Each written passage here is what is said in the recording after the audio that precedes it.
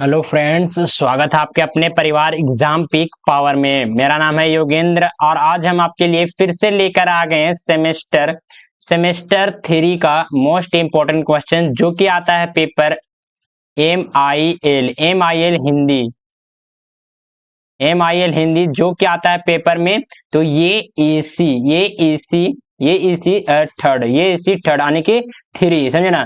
अगर आपका ये पेपर है तो आपके लिए सेशन मोस्ट इंपोर्टेंट होने वाला है, क्योंकि आपका ये इंपॉर्टेंट क्वेश्चन है, ये मोस्ट इंपोर्टेंट क्वेश्चन है आपका, जो कि आज की सेशन में मैं बताने का प्रयास कर रहा हूँ।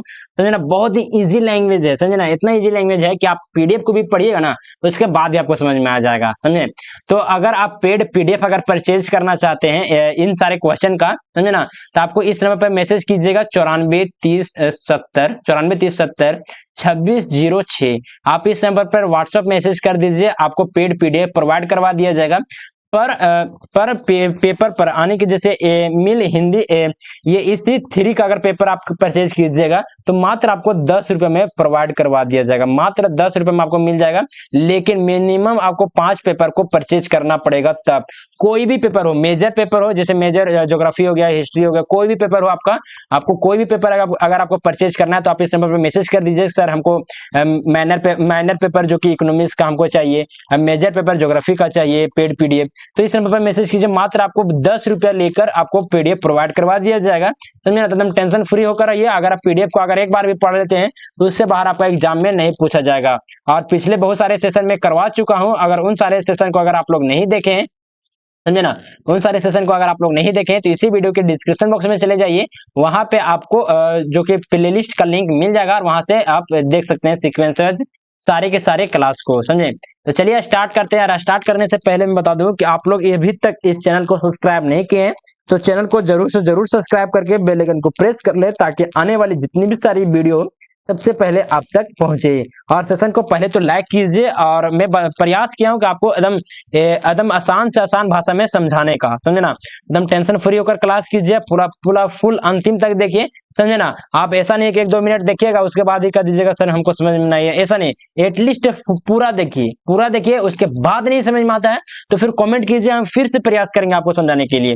लेकिन मैं पूरा अपने आप में मतलब कि सेटिस्फाई हूँ कि आपको अच्छे तरीके से समझ में आ जाएगा, समझे ना। इन बहुत सारे स्टूडेंट को नहीं भी समझ में आएगा तो फिर आप कमेंट कर दीजिएगा, या फिर उसी नंबर पर मैसेज कर दीजिएगा। हम ऑडियो मैसेज के जरिए या फिर कॉल कर लेंगे इधर से ही। आप लोग कॉल मत कीजिएगा, हम इधर से ही कॉल कर लेंगे और आपको समझा देंगे। तो चलिए स्टार्ट करते हैं। देखिए इस क्वेश्चन में पूछा जा रहा है, और ये इंपॉर्टेंट है, मोस्ट इंपॉर्टेंट है। अगर ये आपका पेपर है तो आपके लिए मोस्ट इंपॉर्टेंट है। मैं बार बार बता रहा हूँ, मोस्ट इंपॉर्टेंट करने का मतलब है कि एग्जाम में आएगा ही आएगा। तो चलिए देखेंगे इस क्वेश्चन में पूछा क्या जा रहा है। अनौपचारिक पत्र क्या है? अनौपचारिक पत्र क्या है इसके बारे में हम लोग देखेंगे, इसका एक उदाहरण भी देखेंगे। तो अनौपचारिक पत्र वे पत्र होते हैं जो व्यक्तिगत और गैर व्यवसायिक उद्देश्यों के लिए लिखा जाता है। यानी कि व्यक्तिगत लिखा जाता है, कोई बेटा अगर पिताजी के लिए लिखा है, कोई भाई अपने भाई के लिए लिख रहा है, भाई बहन के लिए लिख रहा है, तो ये सारे जो कि अनौपचारिक पत्र के अंतर्गत हमें देखने को मिलता है।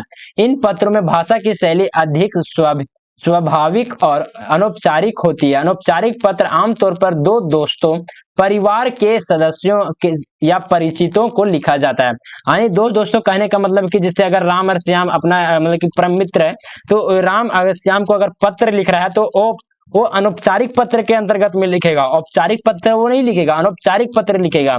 राम श्याम हो या फिर कोई भी स्टूडेंट हो, समझे ना, कोई भी स्टूडेंट हो या फिर कोई भी व्यक्ति हो, समझे ना। तो ये सारे पॉइंट को भी आप लोग मेंशन कीजिएगा, या फिर कोई रिश्तेदार के पास पत्र लिखना हो, किसी परिवार के सदस्य के पास पत्र लिखना हो, किसी परिचित के पास पत्र लिखना हो, तो ये सारे अनौपचारिक पत्र के अंतर्गत हमको देखने को मिलेगा।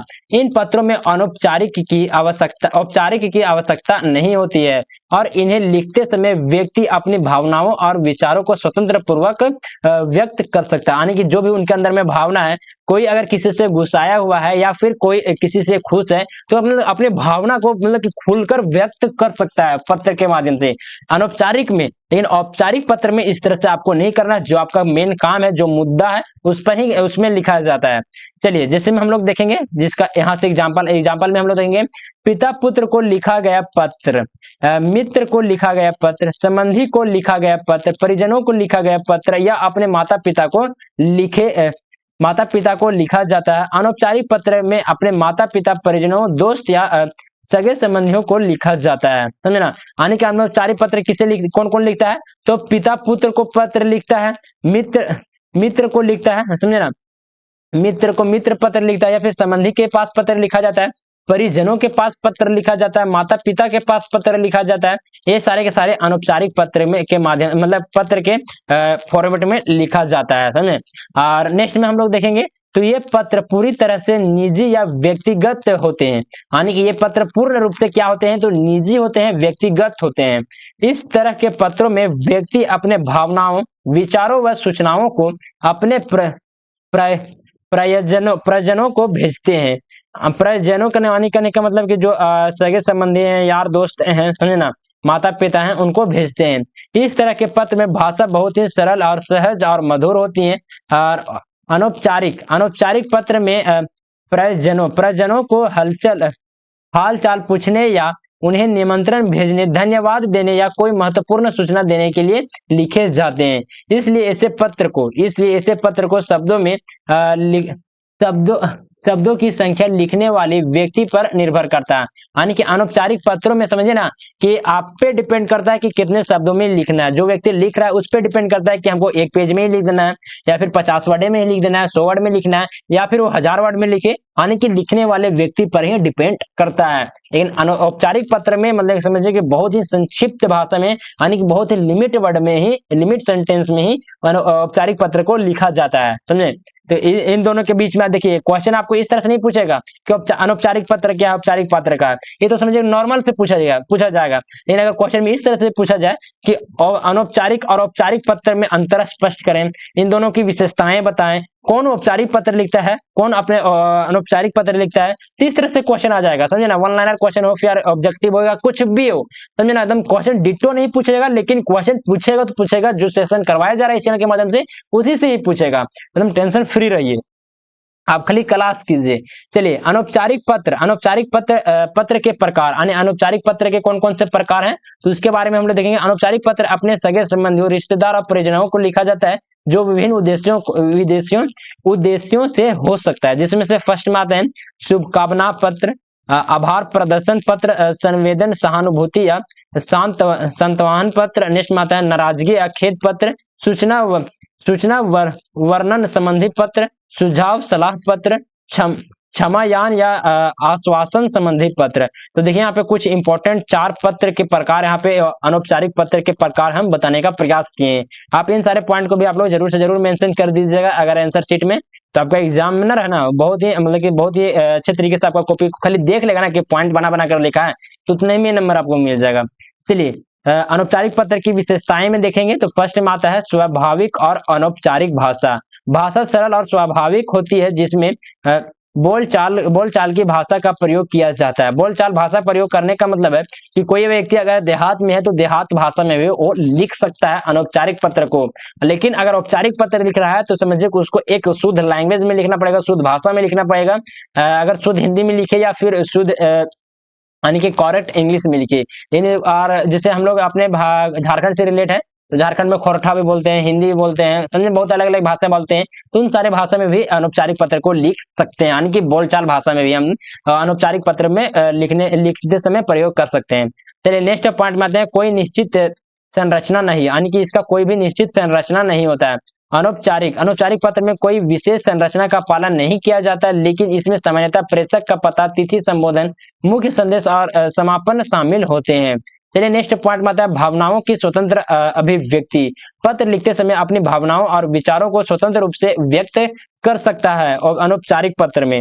चलिए अगले पॉइंट में आते हैं, पॉइंट नंबर 4 में आता है व्यक्तिगत संबंधों पर आधारित। पत्र में व्यक्तिगत अनुभव, घटनाओं और पारिवारिक या सामाजिक मामले शामिल होते हैं। चलिए अगले पॉइंट में आते हैं, यानी कि अनौपचारिक पत्र की संरचना, यानी कि किस प्रकार से अनौपचारिक पत्र को लिखा जाता है, तो इसको भी हम लोग देखेंगे। जिसमें से फर्स्ट में आता है प्रेषक का पता, यानी कि सेंडर एड्रेस। अगर यहाँ पे कोई दोस्त अगर किसी दूसरे दोस्त मतलब किसी अपने दोस्त को अगर मतलब कि कोई लड़का अगर अपने दोस्त को अगर पत्र लिख रहा है, अनौपचारिक पत्र ही लिखेगा, लेकिन अगर पत्र लिख रहा है तो सबसे पहले क्या लिखेगा, तो अपना एड्रेस लिखेगा। जो भेज रहा है वो अपना एड्रेस लिखेगा। पत्र लिखने वाला पता पता सबसे ऊपर बाईं और लिखा जाता है, जिसमें उसके बाद क्या लिखाएगा, तिथि आने की डेट। प्रेषक के पते के नीचे क्या लिखाता है, तो तिथि लिखाता है, तिथि लिखाता है, दिनांक लिखाता है। संबोधन, संबोधन कहने का मतलब है कि हम क्या लिखेंगे, तो प्रिय मित्र लिखेंगे, प्यारे भाई लिखेंगे, मेरी प्यारी माँ लिखेंगे। तो इस प्रकार से बहुत सारे चीज जो कि संबोधन हम कर सकते हैं इन सारे वर्ड से।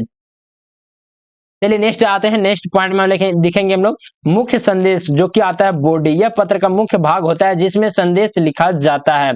इसमें आप अपने समाचार, अनुभव, विचार और भावनाओं को व्यक्त करते हैं। नेक्स्ट में आता है समापन। समापन कहने का मतलब है कि कंक्लूजन, निष्कर्ष। पत्र के अंत में आप अपने प्यारे, स्नेह और शुभकामनाएं व्यक्त कर सकते हैं, जैसे कि तुम्हारा दोस्त, आपका बेटा, तुम्हारी बहन। इस प्रकार से आप समापन आप कीजिएगा। उसके बाद क्या कीजिएगा, तो हस्ताक्षर यानी कि सिग्नेचर कीजिएगा। समापन के बाद अपना नाम लिखा जाता है, यानी समापन के बाद क्या लिखा जाता है, तो अपना नाम लिखा जाता है, अपना हस्ताक्षर किया जाता है, सिग्नेचर किया जाता है। अब चलिए देखेंगे तो उदाहरण में हम लोग क्या दिखेंगे, तो सबसे पहले लिखेंगे प्रेषक का पता। प्रेषक का पता क्या दिया हुआ है, तो देखिए यहाँ पे नाम लिखा हुआ है योगेंद्र कुमार कुशवाहा, यहाँ पे एड्रेस आ गया, यहाँ पे तिथि दिया हुआ है। तिथि को आप देख लीजिए, फॉर्मेट आप इसको जरूर से जरूर देख लीजिएगा। 10 जुलाई, आप क्या मतलब कि जैसे आपको अगर कोई अन्य डेट लिखना है, तो जैसे 10 जनवरी 2024 लिखना है, तो किस प्रकार से होगा, तो 10 लिख दीजिएगा, जनवरी लिख दीजिएगा, समझे ना, 2024 लिख दीजिएगा। अगर आप इस तरह से लिखते हैं, इस प्रकार के फॉर्मेट से लिखते हैं, तो आपका सही होगा। ठीक है, आप वही लिख दीजिएगा 10/01/2024। अगर आप इस फॉर्मेट में लिखते हैं तो आपका गलत हो जाएगा। तो जब भी लिखना है इस प्रकार से लिखना है, इस प्रकार से लिखना है। जो मंथ है उसको हम पूरा फुल वर्ड मीनिंग में लिखेंगे या फिर पूरा फुल शब्द में लिखेंगे, समझे ना। अब नेक्स्ट में देखेंगे संबोधन। संबोधन में जैसे लिखेंगे प्रिय मित्र रवि। अब इसका आता है शरीर यानी कि बॉडी। बॉडी आता है, बॉडी में हम लोग देखेंगे नमस्ते, आशा है तुम स्वस्थ हो, मस्त रहोगे। आशा है तुम स्वस्थ और मस्त होगे और मैं यहाँ भोपाल में बहुत अच्छा हूँ। स्कूल में नई कक्षा शुरू हो गई है और पढ़ाई भी अच्छे चल रही है। मुझे यह बताते हुए बहुत ही खुशी हो रही कि मेरे छोटी बहन का विवाह अगले महीने होने जा रहा है। हम सभी इस अवसर के लिए बहुत ही उत्साहित हैं और तैयारी में लगे हुए हैं। आप इस प्रकार से कोई भी ऐसा कंटेंट को लिख दीजिएगा ना, कोई भी ऐसा कहानी टाइप में, खाली आपका फॉर्मेट होना चाहिए बहुत ही अच्छे तरीके से, समझे। और जो भी औपचारिक पत्र, अनौपचारिक पत्र से जितने भी इंपॉर्टेंट सब्जेक्ट बन जाते हैं, तो उन सारे पॉइंट को भी हम आपको इस सेशन के माध्यम से प्रोवाइड करवाएंगे नेक्स्ट सेशन में। तो आप लोग चैनल पर बने रहिए, चैनल को सब्सक्राइब कीजिए, समझे। चलिए नेक्स्ट में देखेंगे तो तुम्हारी पढ़ाई और बाकी है, सब कुछ कैसा चल रहा है, तुम्हारे परिवार में सब कैसे हैं, समझे ना। वो पूछ रहा है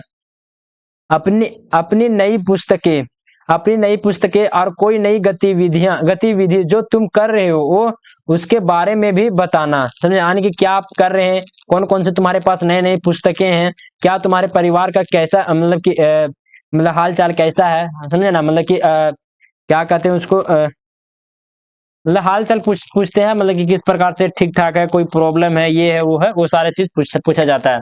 तुम्हारा जवाब का इंतजार रहेगा, यानी कि यहाँ पे क्या बोला जा रहा है, तो जहाँ पे ये क्वेश्चन कर रहा है ना, तो एक बच्चा दूसरे अपने मित्र से, तो यहाँ पे क्वेश्चन का यहाँ पे क्या बोल दिया जा रहा है कि तुम्हारे जवाब का इंतजार रहेगा, यानी कि जो चीज हम पूछे हैं उसका मुझे इंतजार रहेगा। आप समापन में क्या लिखेंगे, तुम्हारा मित्र है कौन, तो योगेंद्र। इस प्रकार से आप यहाँ पे लिख लीजिएगा। अब चलिए इसका निष्कर्ष में हम लोग देखेंगे, इस प्रकार उपरोक्त पत्र एक अनौपचारिक पत्र का उदाहरण है जिसमें कोई विशेष संरचना का पालन नहीं किया जाता और भाषा अधिक स्वाभाविक और यह अनौपचारिक है, समझे। इस पॉइंट को भी आप लोग जरूर से जरूर मेंशन कीजिएगा, निष्कर्ष बहुत ही इंपॉर्टेंट हो जाता है। तो चलिए सेशन को यहीं पे एंड अप करते हैं। और एंड अप करने से मैं पहले बता दूं कि अगर आपको पेड पीडीएफ परचेज करना है, तो आप इस नंबर पर कॉन्टेक्ट कीजिए 9430 आप इस नंबर पर व्हाट्सएप मैसेज कर दीजिएगा। आपको जो भी पेपर का पीडीएफ परचेज करना होगा, समझे ना, इस नंबर पर मैसेज कर दीजिए।